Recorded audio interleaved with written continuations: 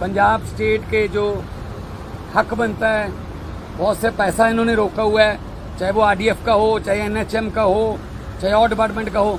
लेकिन हम पंजाब वाले हैं। देखो, पंजाब ने लीड किया था आज़ादी में भी, पंजाब ने लीड किया था हरी क्रांति में भी। तो पंजाब अपने पाँव पे खुद खड़ा होना जानता है और पंजाबी पूरी दुनिया में कामयाब हैं, सफल हैं। तो ये हमारे पैसे रोक के ये शायद ये जताना चाहते हैं कि पंजाब सरकार झुक जाएगी। हम कोई भीख थोड़ी मांग रहे हैं, हम अपना हक मांग रहे हैं और हक जो है वो पंजाबियों को लेना आता है। तो आने वाले दिनों में और भी बड़े बड़े प्रोजेक्ट पंजाब के जनता की भलाई में आपको सुनने देखने को मिलेंगे। कोई क्वेश्चन जी? जो राज्यपाल के अधिकार हैं वो अपने अधिकारों का इस्तेमाल करें।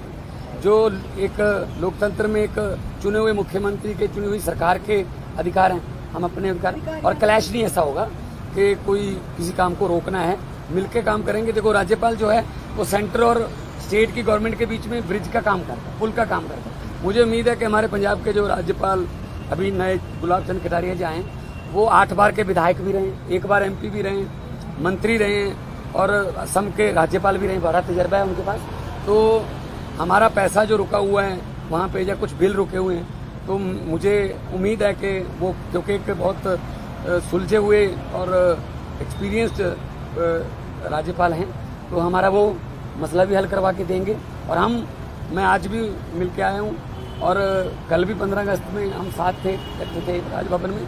तो हम इकट्ठे मिल के तानाशाही का शिकार हुए और जेल में रह के आए हैं। जब उनके खिलाफ कुछ मिला नहीं तो हमें राहत मिली और न्यायालय से न्याय मिला, आखिर सच्चाई की जीत हुई।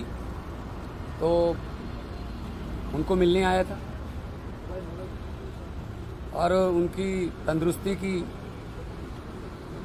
अरदास करते हैं कि वो फिर आके दोबारा दिल्ली के लोगों की, खास तौर पे एजुकेशन में, बच्चों का पढ़ाई और एजुकेशन में दिल्ली के बच्चों का और फ्यूचर ब्राइट बनाने के लिए काम पे फिर लग जाएंगे।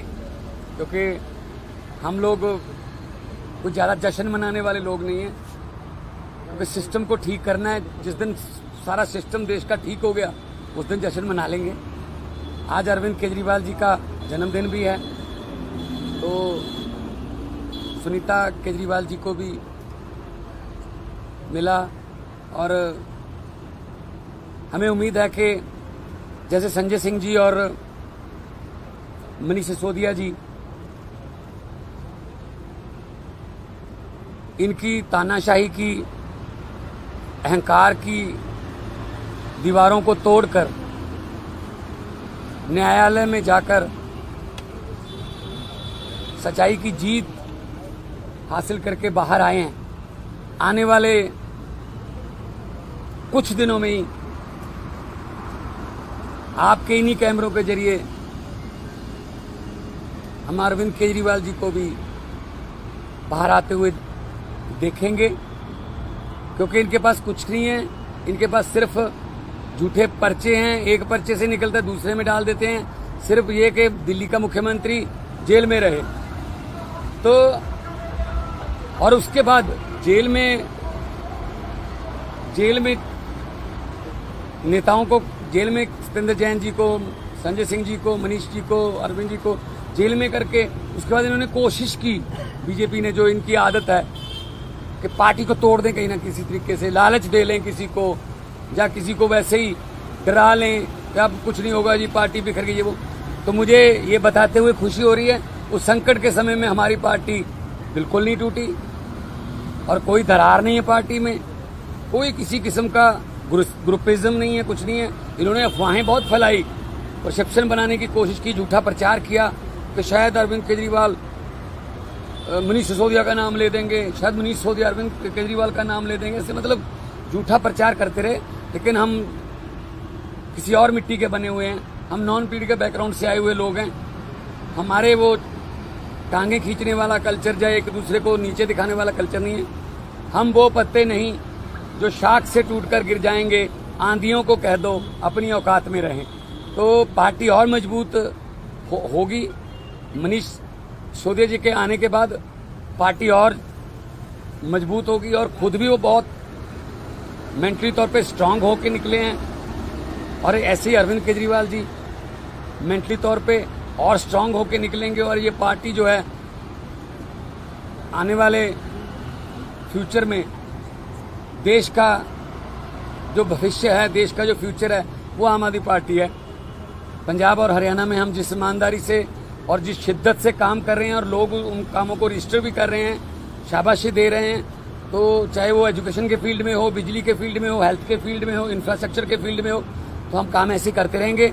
और भले ही हमारे जो है पंजाब स्टेट के जो हक बनता है, बहुत से पैसा इन्होंने रोका हुआ है, चाहे वो आरडीएफ का हो, चाहे एनएचएम का हो, चाहे और डिपार्टमेंट का हो, लेकिन हम पंजाब वाले हैं। देखो, पंजाब ने लीड किया था आज़ादी में भी, पंजाब ने लीड किया था हरी क्रांति में भी।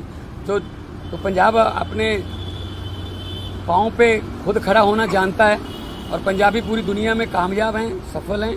तो ये हमारे पैसे रोक के ये शायद ये जताना चाहते हैं कि पंजाब सरकार झुक जाएगी। हम कोई भीख थोड़ी मांग रहे हैं, हम अपना हक मांग रहे हैं और हक जो है वो पंजाबियों को लेना आता है। तो आने वाले दिनों में और भी बड़े बड़े प्रोजेक्ट पंजाब के जनता की भलाई में आपको सुनने देखने को मिलेंगे। कोई क्वेश्चन हो तो बता दें।